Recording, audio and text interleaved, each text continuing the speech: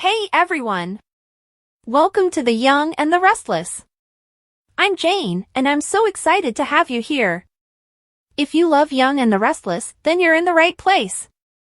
Make sure to hit that subscribe button and turn on notifications so you never miss a video. Alright, let's dive right in.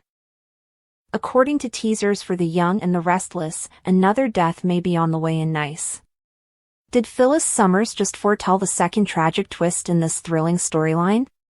The show has built a messy murder mystery, with Damien Kane's body at its core. Lily Winters believes Kane Ashby murdered Damien, but Kane claims he was the true target. Now that Nick Newman has been set up with the damning dagger, Chance Chancellor's situation is becoming increasingly complex.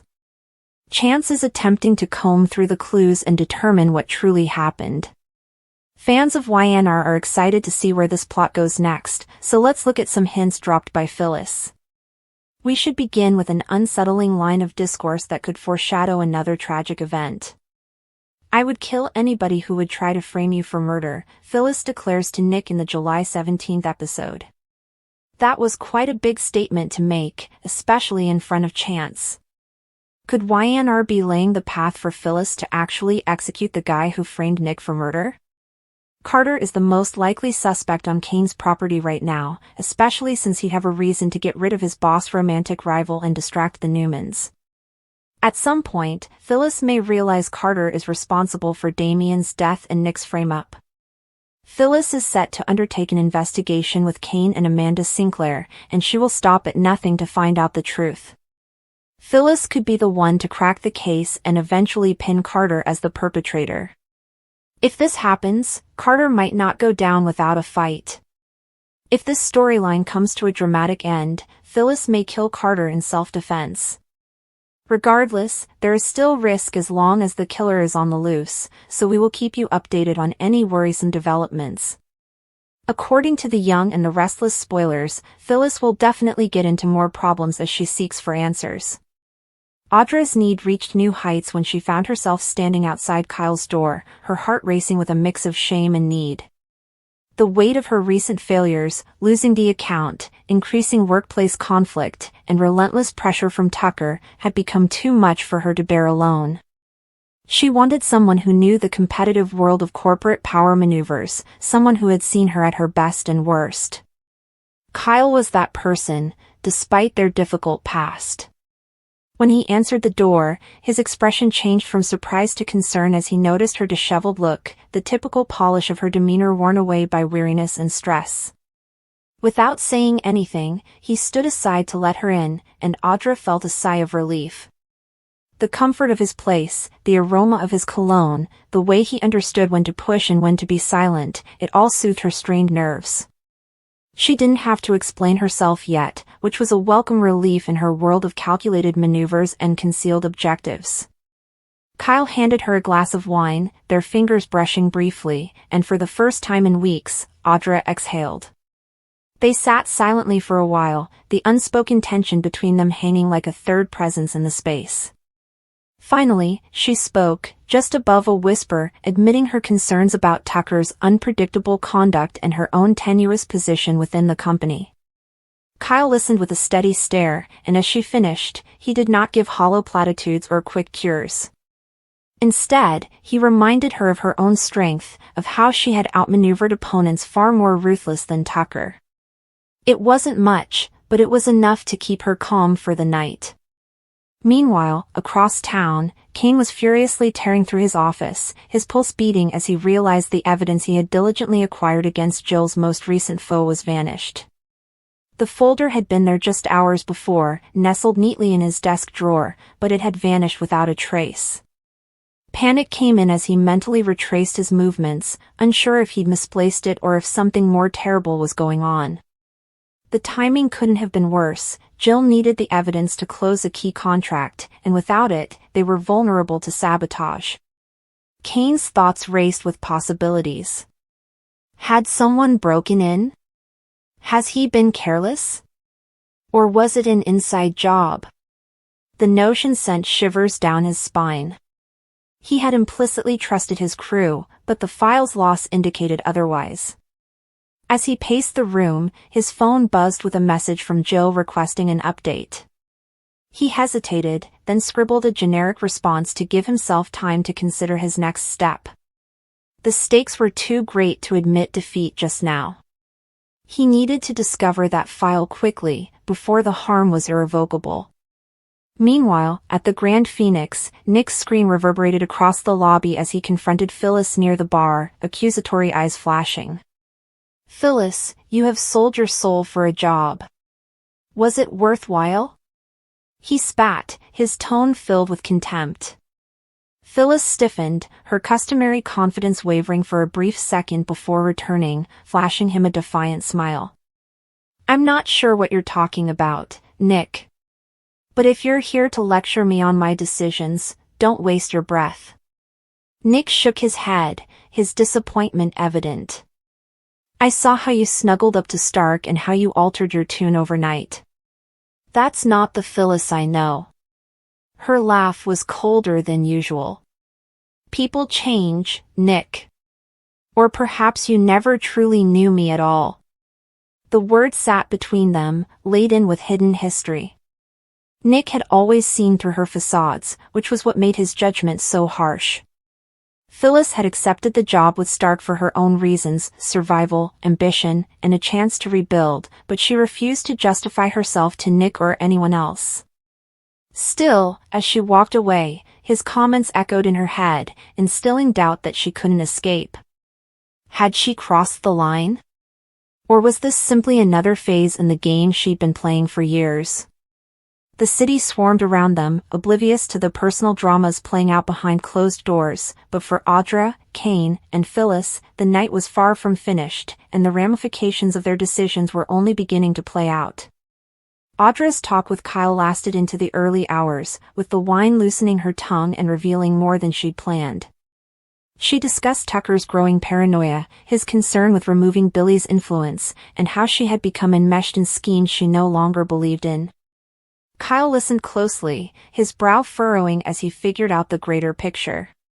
"You're in over your head," he finally remarked, his voice soft but forceful. Audra bowed, her pride too tired out to argue. "I thought I could handle it, but Tucker is unpredictable."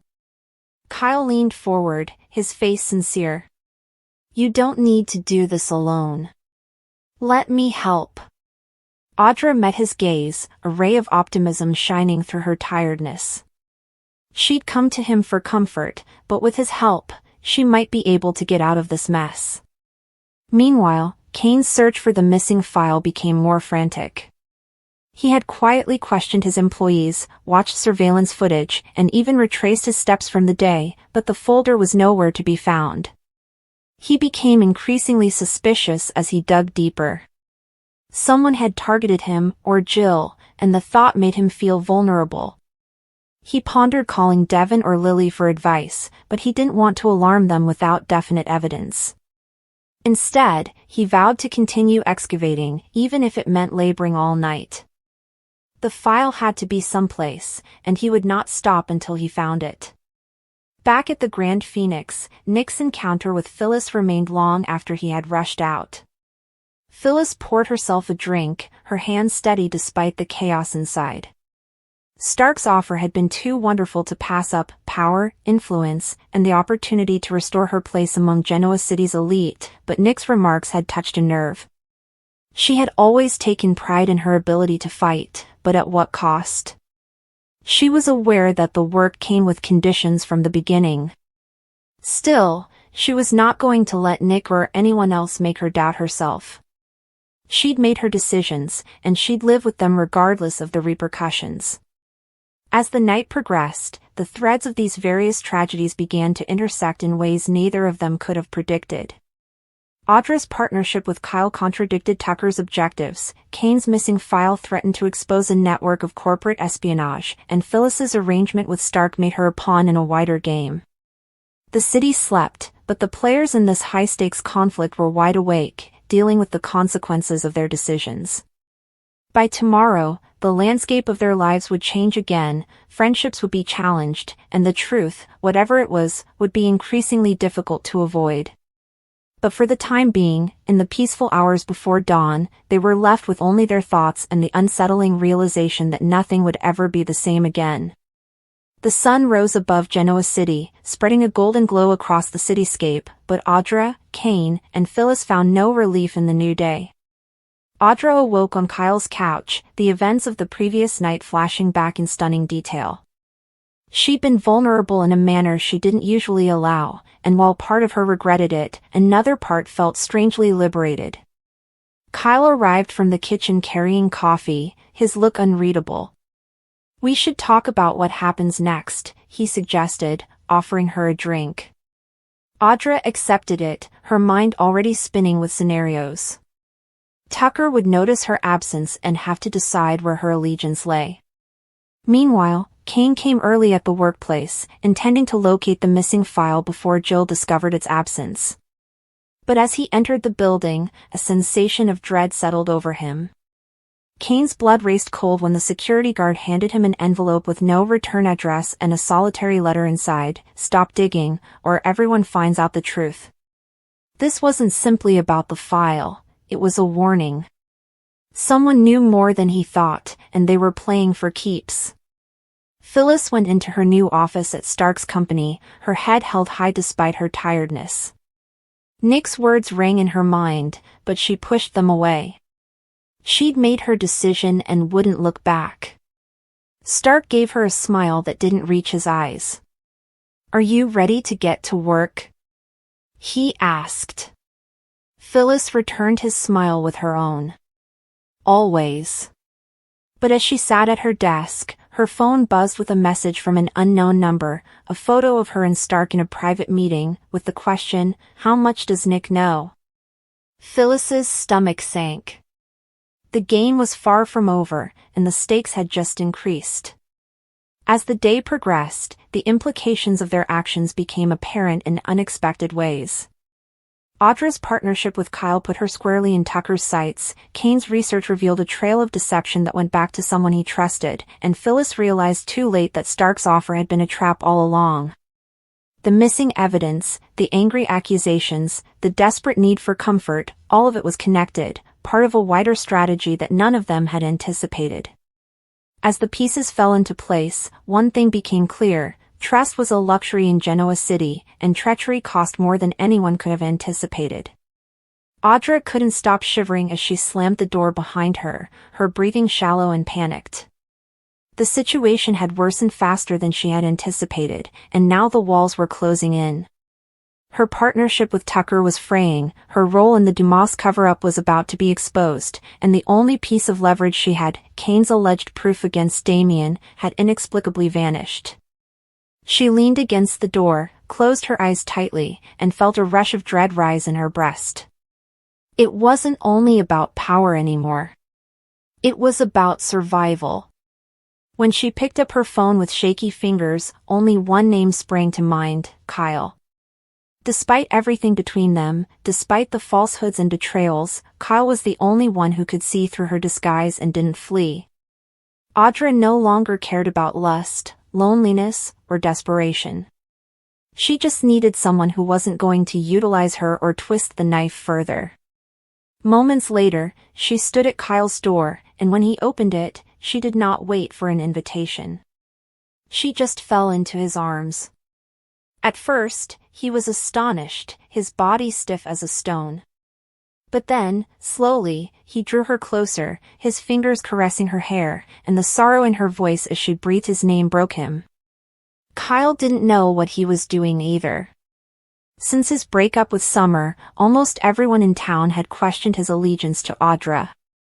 But in that moment, he saw someone breaking down, afraid despite her cunning and control. "What happened?" he inquired, but she simply shook her head, unwilling to voice the words aloud. Instead, she buried her face in his shoulder and shed real tears, not weaponized ones. And, despite his instincts, Kyle did not push her away. Meanwhile, across town, Kane Ashby stood before an empty safe, his face pale. Just hours before, he had placed the proof there, a flash drive holding documents, phone records, and audio recordings linking Damien to the train sabotage and a larger financial plot that could derail everything. He had taken precautions, triple-checking the safe and even installing a small camera nearby. But now it was gone. There were no visible traces of forced entry, no security system warnings, nothing. It appeared to have vanished into thin air. Panic and worry pulled at him as he searched his suite for evidence of tampering. He called the front desk and wanted to see CCTV footage, which revealed exactly what he had feared, a blacked-out gap. There was no film from the time he left the hotel to meet Lily. Someone knew precisely when and how to strike. Someone close. Kane's thoughts immediately turned to Holden, the only person who knew about the safe's existence, but the consequences of that treachery were nearly too much to bear. He pulled up his phone to call Lily, but then paused. She would demand answers that he did not have. Worse, she might believe he made the whole thing up. He could already hear the skepticism in her voice as she questioned his motives. Was that all part of a plan to get her back? To frame Damien? No. This was real. And whoever took that proof wasn't just playing a game, they were hiding their traces in the most deadly manner possible. Back at Newman Enterprises, Nick stood at his office's glass window, arms crossed, jaw clenched in rage and bewilderment. Phyllis sat across from him, arms casually draped over the back of the leather chair, gaze frigid, lips twisted in that smug little sneer that he despised as much as he adored. "I can't believe you," he muttered with a hoarse growl. "Are you selling your integrity for a job? For a couple $1 million in bonuses and a title?" Phyllis laughed dryly. "Oh, please, Nick. Don't pretend to be astonished. This is not about integrity. It is about survival. About staying in the game." "No," he said, turning to face her. "This is about your soul.